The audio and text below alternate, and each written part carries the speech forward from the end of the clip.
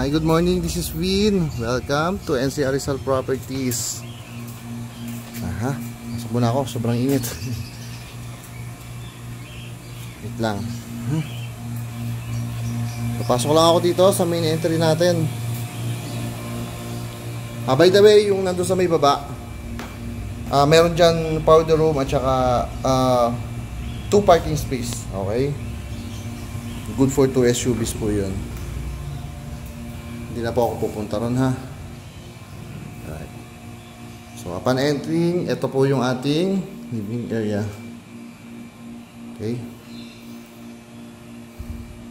So naka-drop ceiling siya, cove ceiling, yan po.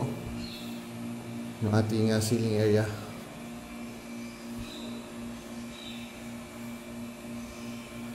May kasama na po siyang, may mga naka-installed na po actually na split type aircon. Yung full details, ipopost ko na lang po. Hindi ko pa po nakukuha yung full details eh. Sasama ko na lang po pag-post ko na itong video. Kasabay po yung full details. Okay?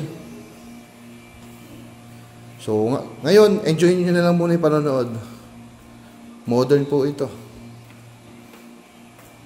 Ano meron dito? Sa balcony. Dirty kitchen to. Sabi na, So, may dirty kitchen. Ganda ng kitchen area niya, no? Then, meron tayong common toilet and bath dito. Right? Ito, sarado po. Pero, I believe, maid's quarter po yan. Sinilip ko po dito eh. Yan, sa bintana na yan. Yan. Oh, may provision for for window type aircon. Okay? Then ito po, pantry, pakita ko na rin. Ayan.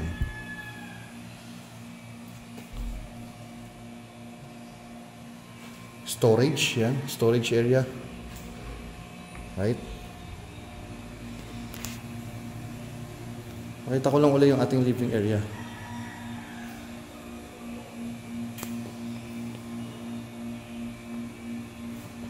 O sakto lang para sa akin. Tapos modern siya, yun yung maganda. Modern design. Then semi-furnished po siya. Papasin nyo may mga appliances na. And may mga naka-installed na aircon. So dito sa ating second floor, hindi pa kasi masyadong complete eh. Hindi pa 100% complete. Tingnan nyo naman yung ceiling niya. Pero napansin ko kanina, ayan. Ito, naka-drop ceiling. So, ito yung bedroom 1. May mga nagkakabit po ng aircon eh. Ito, naka-installed na po. Diyan, may balcony. Pero ito yung maganda sa akin. Mahilig kasi ako sa ayan lalapit ko Ang ganda ng view. Ayan. Kitang-kita po yan dito. Parang abot kamay yung mga building sa city. Okay? Ayoko na. Ayan, mga nag-install sila. So, ito, may balcony. Ayan yung balcony.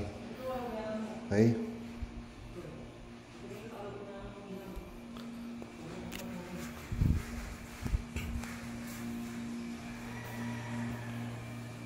Oops, wait lang.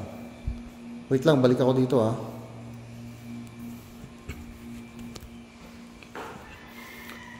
ito, may sariling toilet and bath pala. Hindi ko napansin, sorry.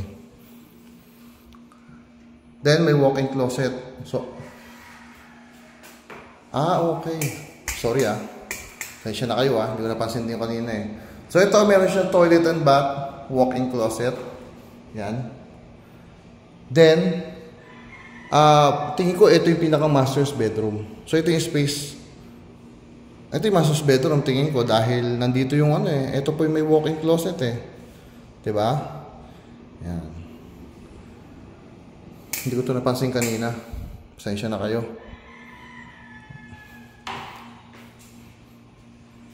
Okay, so balik tayo dito. Meron dito 2 bedroom. Ito lang kasi napansin ko kanina na may private bathroom. So lahat meron pala. Yung master's bedroom pa hindi ko napansin. Okay, so ito yung space para sa bedroom na to. Again, may naka-install na rin po na split type aircon. Right?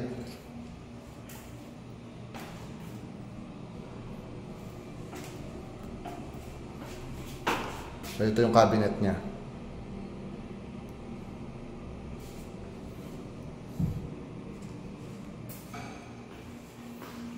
Balik tayo dito sa isang bedroom.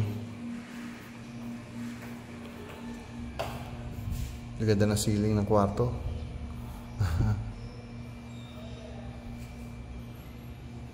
Right? Ito, naka-install na rin po yung split type. Again, yung details ipopost ko na lang po. Isasama ko sa ano.